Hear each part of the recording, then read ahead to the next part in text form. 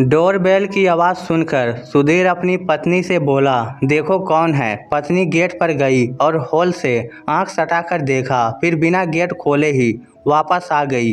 आकर पति से बोली, तुम्हारी माँ है और साथ में तुम्हारी दादी को भी यहीं ले आई हैं। सुधीर बोला, दादी को क्यों ले आई?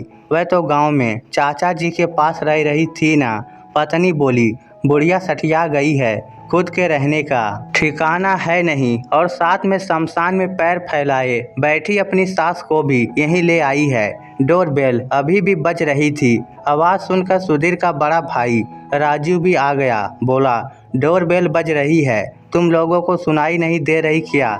सुधीर बोला, भैया माँ गांव से लौट आई है, साथ में दादी भी है। अब तो उनके लिए 2 कमरे खाली करने पड़ेंगे। राजीव बोला, दोनों एक कमरे में रह लेंगी। तेरे पास जो स्टोर रूम है वह दे देना। सुधीर बोला, स्टोर रूम में 2 खाट नहीं आएगी।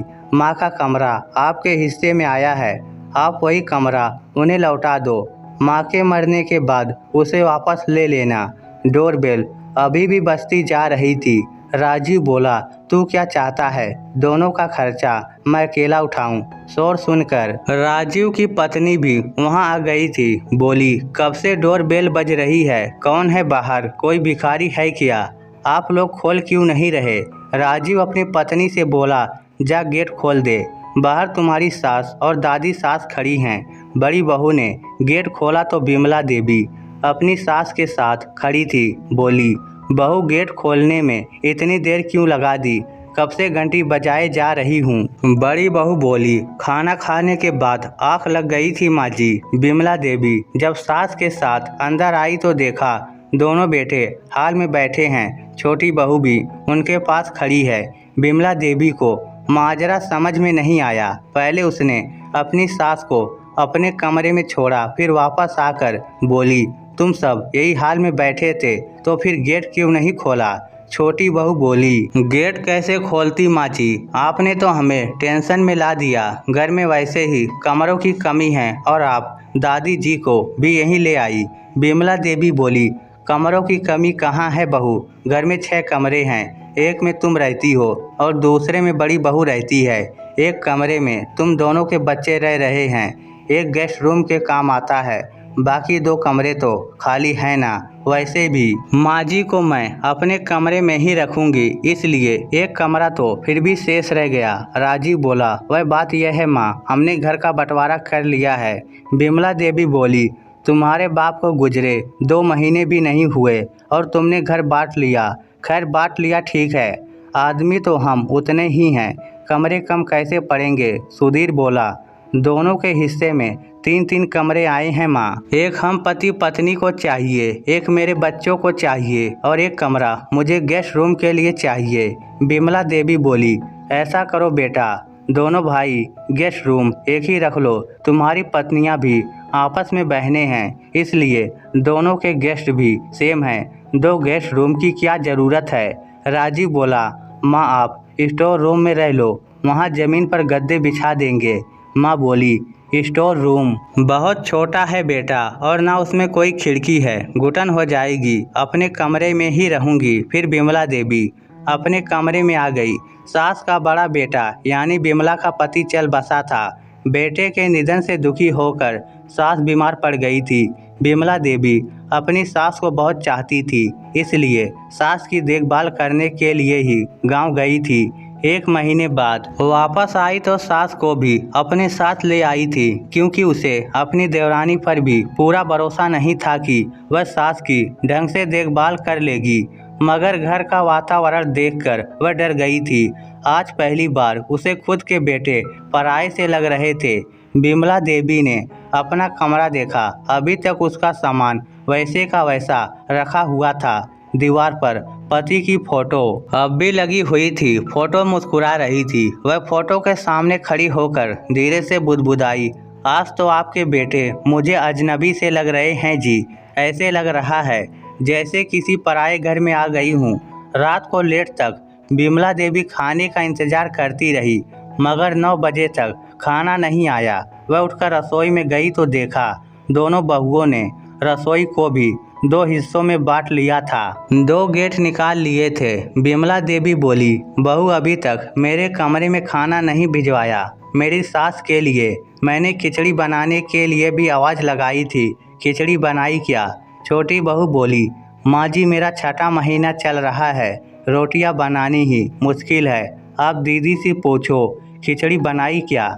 बड़ी बहू बोली, खिचड़ी तो मैंने भी नहीं बनाई, आप खुद ही बना लो, आप ही उस हड्डियों के ढांचे को यहाँ उठाकर लाई हो। बिमला देवी को गुस्सा आ गया, बोली, जुबान संभाल कर बात कर बड़ी बहू, वह मेरी सास है, मेरी माँ से भी बढ़कर, उसके लिए कुछ कहा तो मुझसे बुरा कुछ नहीं होगा। बड़ी बहू बोली, उस बुढ़िया के बारे में कुछ बोलूँगी तो क्या कर लेंगी आप? यहाँ आपकी रोटियों का ही ठिकाना नहीं है और आप एक बोझ और उठा लाई। आंखें मत दिखाओ माँ जी, अब आपके दिन गए, कहती हुई बड़ी बहू रसोई को कुंडा लगाकर अपने कमरे में चली गई। फिर छोटी बहू ने भी वही किया जो बड़ी बहू ने किया। उसने भी अपनी रसोई में कुंडा लगाया और वह भी अपने कमरे में चली गई।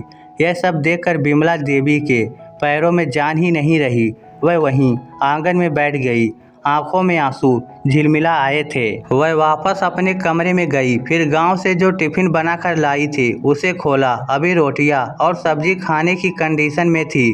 बिमला बाहर गई और घर के सामने दुकान थी, वहां से 2 थैली दही की खरीदी। फिर वापस आकर दही में रोटी चूर कर सास को चम्मच से खिलाने लगी।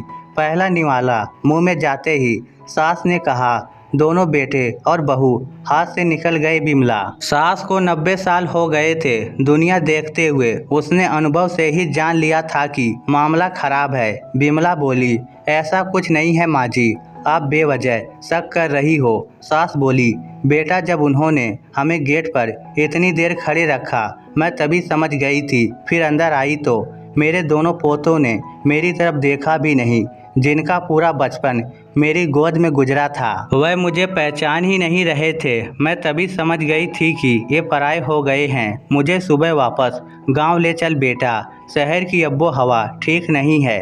बिमला की आंख भर आई, बोली, पता नहीं मेरी परवरिश में क्या कमी रह गई माँ जी। सास बोली, कमी तेरी परवरिश में नहीं है बहू, कमी शहर की हवा में है। तू मन खराब मत कर, तू तो बहुत अच्छी है रे।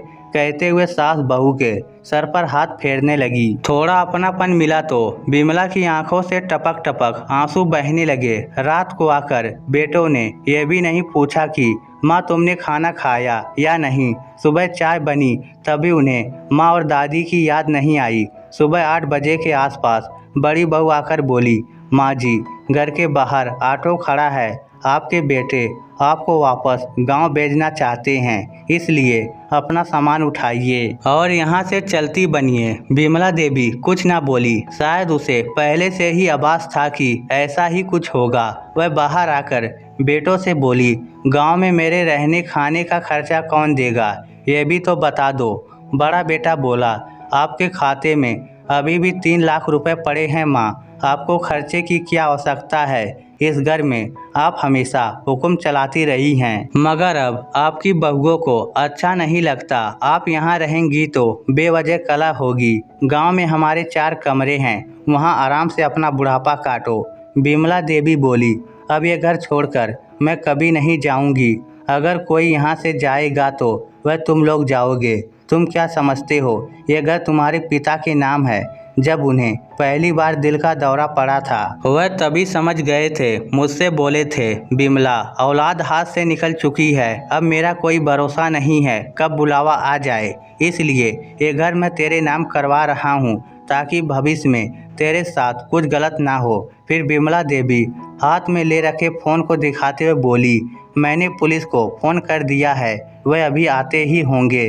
तुम लोग अभी से घर खाली करने की तैयारी में लग जाओ। इतना सुनते ही दोनों बेटे और बहुओं की हालत खराब हो गई। छोटी बहू हाथ जोड़ते हुए बोली, माँ जी मैं प्रेग्नेंट हूँ, इस हालत में हमें घर से बाहर मत निकालो, कुछ तो दया करो। दोनों बेटे भी गिड़गिड़ाने लगे, बोले, ऐसा मत करो माँ, हम बर्बाद हो जाएंगे।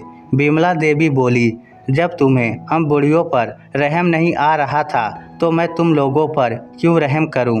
तुम लोगों में दया और संवेदना नाम की कोई चीज़ नहीं बची है। तुम्हारे दिलों में जहर भर गया है। अगर तुम लोगों को यहाँ रख लिया तो वह जहर तुम लोग मुझे पिला दोगे, डॉक्टरी मुआयना भी नहीं होने दोगे मेरा। फिर बेटों ने आनन फानन में शहर में कोई घर किराए पर लिया और घर खाली कर गए। अब बिमला देवी उस घर में अपनी सास के साथ रह रही हैं। क्या बिमला देवी ने सही किया?